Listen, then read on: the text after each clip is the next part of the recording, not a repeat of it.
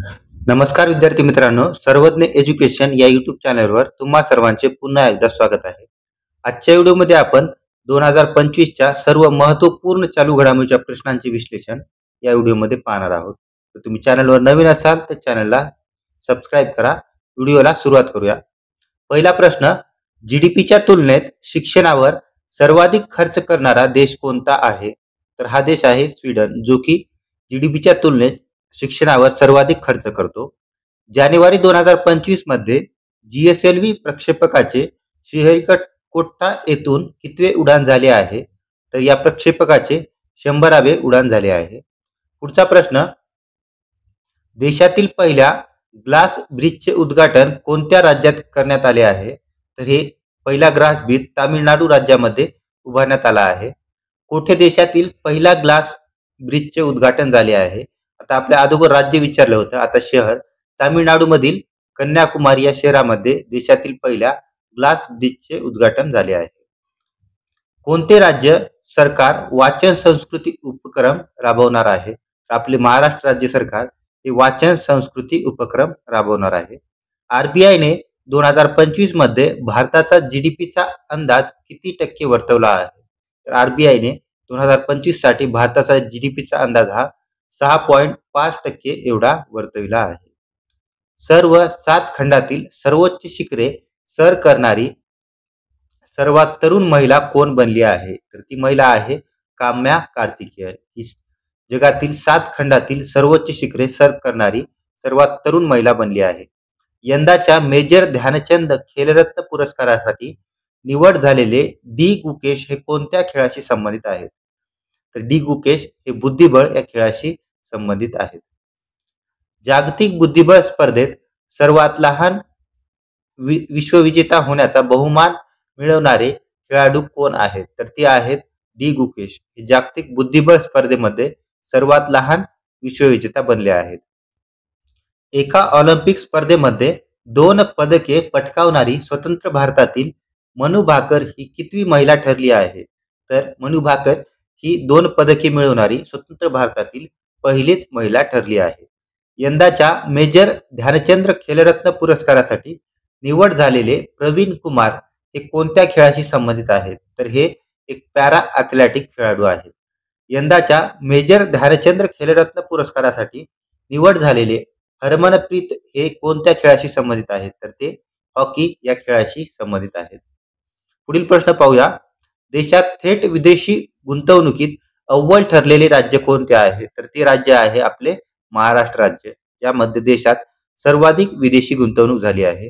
2025 चे अखिल भारतीय मराठी साहित्य संमेलन देशातील कोणत्या शहरात पार पडले? तर हे संमेलन देशातील दिल्ली या शहरामध्ये पार पडले. पुढील प्रश्न, डॉक्टर राजगोपाल चिदंबरम यांनी खालीलपैकी कोणत्या पदावर कार्य केले आहे? तर त्यांनी भाभा अनुसंशोधन केंद्राचे संचालक, अणुऊर्जा आयोगाचे अध्यक्ष, अणुऊर्जा विभागाचे सचिव वरील सर्व पदावर त्यांनी काम केले आहे.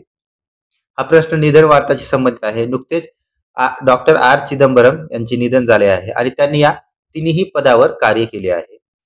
डॉक्टर आर चिदंबरम यांना खालीलपैकी कोणत्या पुरस्काराने सन्मानित करण्यात आले होते? तर त्यांना मेघनाथ साहा पुरस्कार, सी व्ही रमन पुरस्कार, डॉक्टर होमी बाबा जीवनगौरव पुरस्कार. तर वरील सर्व पुरस्कारांनी आर चिदंबरम यांना सन्मानित करण्यात आले होते. पुढचा प्रश्न, आंतरराष्ट्रीय क्रिकेट परिषदेचे अध्यक्ष कोण आहेत? जय शहा हे आंतरराष्ट्रीय क्रिकेट परिषदेचे अध्यक्ष आहेत. कुंभमेळा उत्तर प्रदेशातील कोणत्या ठिकाणी पार पडला? तर हा कुंभमेळा फेब्रुवारी महिन्यामध्ये प्रयागराज येथे पार पडला. पुढील प्रश्न पाहूया.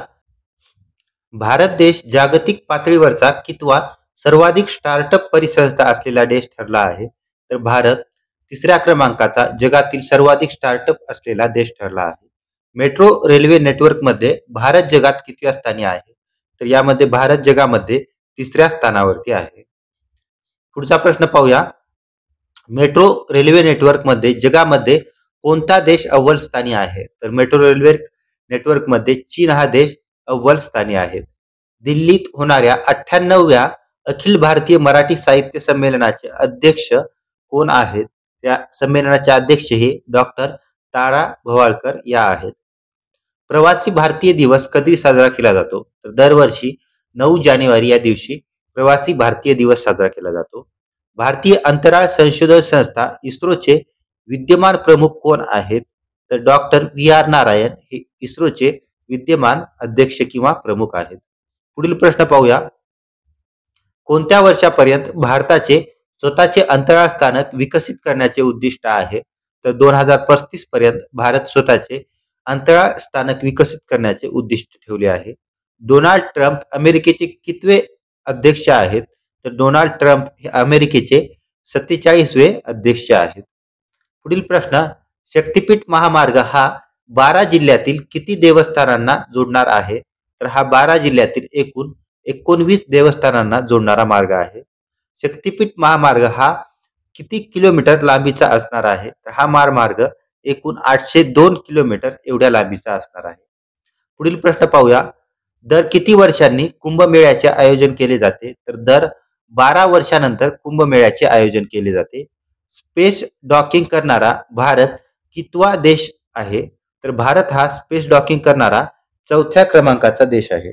खो खो विश्वचषक 2025 कोणत्या देशाने जिंकला आहे? तर हा विश्वचषक भारत या देशाने जिंकला आहे. खालीलपैकी कोणते उपग्रह इस्रोच्या माध्यमातून यशस्वीपणे डॉकिंग करण्यात आले? तर ते उपग्रह आहेत चेसर आणि टार्गेट. हे 2 उपग्रह इस्रोच्या माध्यमातून डॉकिंग करण्यात आले आहे. डॉकिंग म्हणजे एकमेकांना जोडणे, अंतराळात दोन्ही उपग्रह नेणे आणि ते एकमेकांना जोडणे. कोणत्या वर्षापासून केंद्र शासनाचा 8वा वेतन आयोग लागू होणार आहे? तर 2026 पासून 8वा वेतन आयोग लागू होणार आहे. दर किती वर्षांनी केंद्र सरकार वेतन आयोगाची स्थापना करत असते? तर दर 10 वर्षांनी केंद्र सरकार ही वेतन आयोगाची स्थापना करत असते. ग्लोबल फायर पॉवरने शक्तिशाली देशांची यादी जाहीर केली. त्यानुसार 2025च्या फायर पॉवर रँकिंगमध्ये पहिल्या स्थानी कोणता देश आहे? तर यामध्ये पहिल्या स्थानावर अमेरिका हा देश आहे. ग्लोबल फायर पॉवरने शक्तिशाली देशाची यादीनुसार 2025 मध्ये लष्करी सामर्थ्याच्या बाबतीत भारत कितव्या स्थानी आहे? तर या इंडेक्सनुसार भारत हा 4थ्या स्थानावर आहे. पुढील प्रश्न पाहूया. किती खेळाडूंना मेजर ध्यानचंद खेलरत्न पुरस्कार राष्ट्रपती यांच्या हस्ते वितरित करण्यात आला? एकूण 4 खेळाडूंना 2025चा मेजर ध्यानचंद खेलरत्न पुरस्कार प्रदान करण्यात आला. प्रधानमंत्री नरेंद्र मोदींच्या हस्ते कोणत्या योजनेअंतर्गत प्रॉपर्टी कार्डचे वितरण करण्यात आले? तर स्वामित्व योजनेअंतर्गत प्रॉपर्टी कार्डचे वितरण करण्यात आले. पुढील प्रश्न.